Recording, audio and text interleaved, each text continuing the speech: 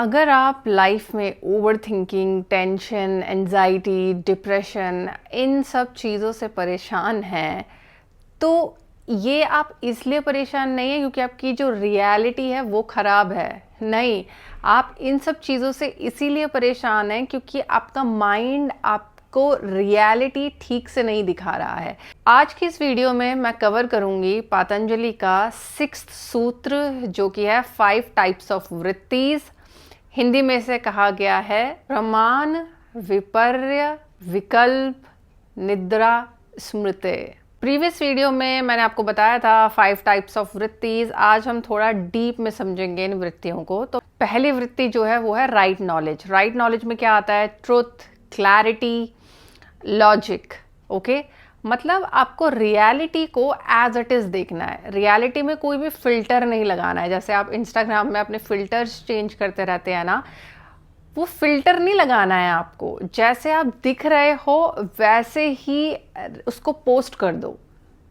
For example, अगर आपकी reality में जो भी कुछ हो रहा है, जो आपको पसंद नहीं भी आ रहा है, उसे सही करने की कोशिश मत करो, उसको चेंज करने की कोशिश मत करो। जो भी रियलिटी में हो रहा है उसको एक्सेप्ट करो एज इट इज़, क्योंकि प्रॉब्लम आपके माइंड में है। आप जब अपने माइंड में किसी भी सिचुएशन को मीनिंग दे देते हो ना, तब प्रॉब्लम क्रिएट हो रही है। तभी आप सफरिंग में हो। ठीक है, आप रिलेशनशिप में हैं और आपकी गर्लफ्रेंड ने आपको किसी भी आपके टेक्स्ट का रिप्लाई नहीं किया, या आपने किसी भी दिन उसको मिलने के लिए बुलाया, वो आपसे मिलने नहीं आई। राइट, अब यहाँ पे आपको नहीं पता है कि उसने आपको रिप्लाई बैक क्यों नहीं किया, तो आपने उसको कॉल भी नहीं किया है ये पूछने के लिए कि उसने आपको रिप्लाई क्यों नहीं किया है और वो आपसे मिलने क्यों नहीं आई है पर्टिकुलर प्लेस पे।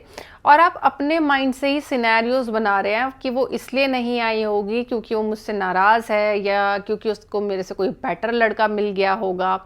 कुछ भी आप अपने माइंड में सिनेरियो बना रहे हैं। तो जब तक रियलिटी थी, उसने आपको मैसेज नहीं किया और उसने आपको मिलने नहीं आई, तो वो थी ना रियलिटी। पर आपने उसको एज इट इज़ एक्सेप्ट नहीं किया। आपने अपने ही भ्रम से, अपने ही माइंड की इमेजिनेशन से कोई भी सिनेरियो क्रिएट कर लिया कि उसके माइंड में तो ये चल रहा है। माइंड रीडिंग बोलते हैं इसको। ठीक है, ये भी एक कॉग्निटिव डिस्टॉर्शन है। तो यहाँ पे क्या आपने रियलिटी को एज इट इज़ एक्सेप्ट किया? नहीं किया। रादर आपने अजम्पशंस बना लिया अपने माइंड में। तो जब भी हम अपने माइंड में तरह तरह के अजम्पशंस बना रहे हैं ना, वो रीज़न है हमारे सफरिंग का, वो रीज़न है हमारे रोने का, डिप्रेशन का एंड ऑल। राइट, अब ये तो हो गया प्रमाण, राइट नॉलेज। मैंने आपको एक्सप्लेन कर दिया कि रियलिटी को एज इट इज़ देखो, उसमें कोई फिल्टर नहीं लगाना है। जो हो रहा है साक्षात उसे देखो, एक्सेप्ट करो, आगे चलो। नेक्स्ट आपकी जो वृत्ति है वो है रॉन्ग नॉलेज। रॉन्ग नॉलेज क्या है?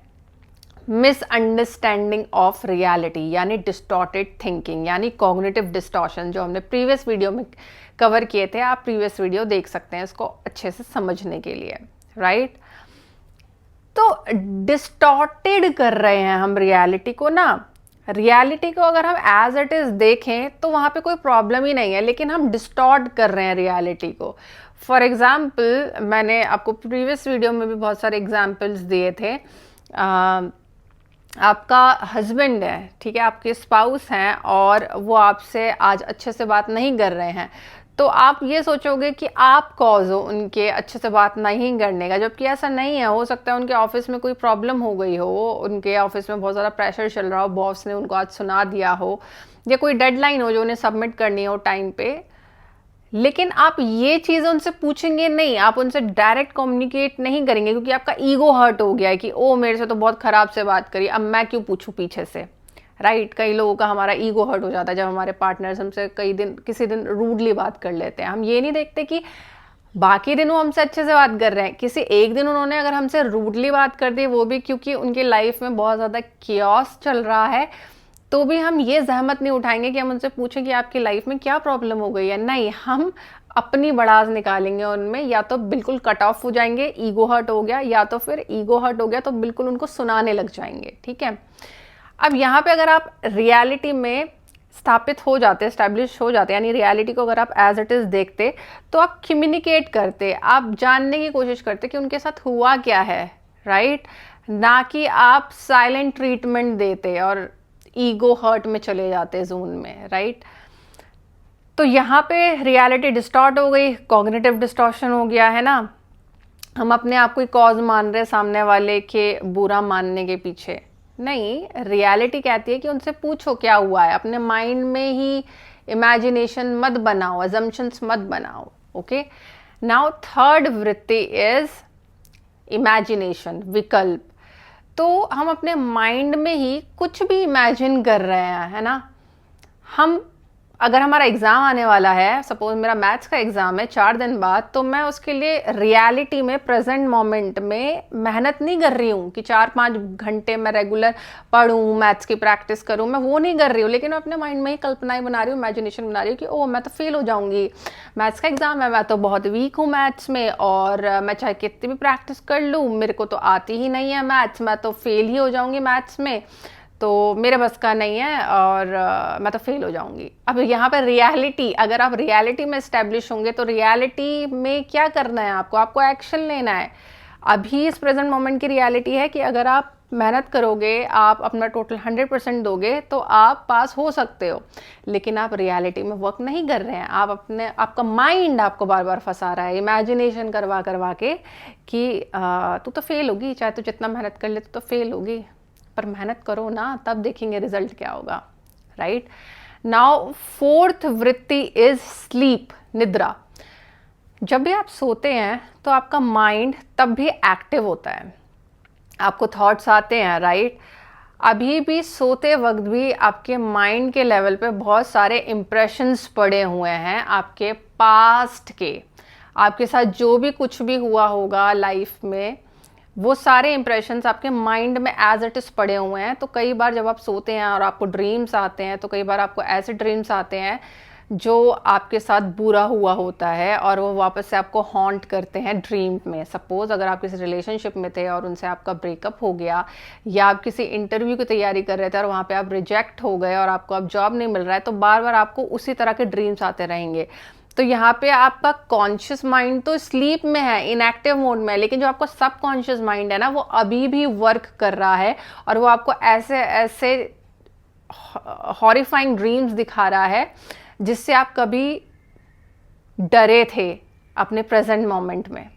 यानी कि हम सोते वक्त भी हम पूरी तरह से नहीं सोते, कुछ पार्ट होता है हमारे माइंड का, सबकॉन्शियस माइंड, जो कि अभी भी एक्टिव है और वो वही सारे लूप्स को वापस से अपने माइंड में चलाए जा रहा है जिनसे हमें डर लगता है या जिन्होंने हमें बुरा फील करवाया है लाइफ में।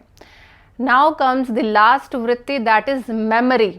तो आपके माइंड में बहुत सारे मेमोरीज स्टोर्ड है ना, आपके ट्रॉमास के मेमोरीज, आपका कुछ अच्छे अचीवमेंट के मेमोरीज, कुछ अच्छी यादों के मेमोरीज, कुछ बुरी यादों के मेमोरीज। तो उन मेमोरीज ने भी अपने आप में आपके अंदर इम्प्रिंट्स बनाए हुए हैं जिनको आप बार बार रिपीट कर रहे हैं। लेट्स सपोज एग्जांपल लेते हैं, आपका कोई रिलेशनशिप रहा और वो रिलेशनशिप एक फेलियर रहा, ठीक है।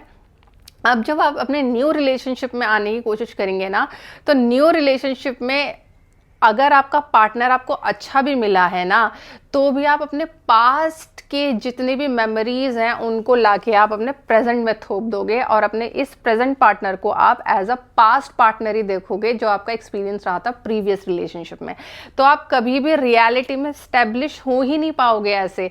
इसीलिए पतंजलि कह रहे हैं कि प्रॉब्लम रियलिटी में नहीं है, रियलिटी तो बिल्कुल एक्यूरेट है, बहुत ही अच्छे से सब कुछ चल रहा है अगर हम एस्टेब्लिश हो जाए रियलिटी में। तो प्रॉब्लम हमारे माइंड में आने वाली ये 5 तरह की वृत्तिज हैं जिनकी वजह से हम रियलिटी में एस्टेब्लिश नहीं हो पा रहे हैं, प्रेजेंट मोमेंट में एस्टेब्लिश नहीं हो पा रहे हैं।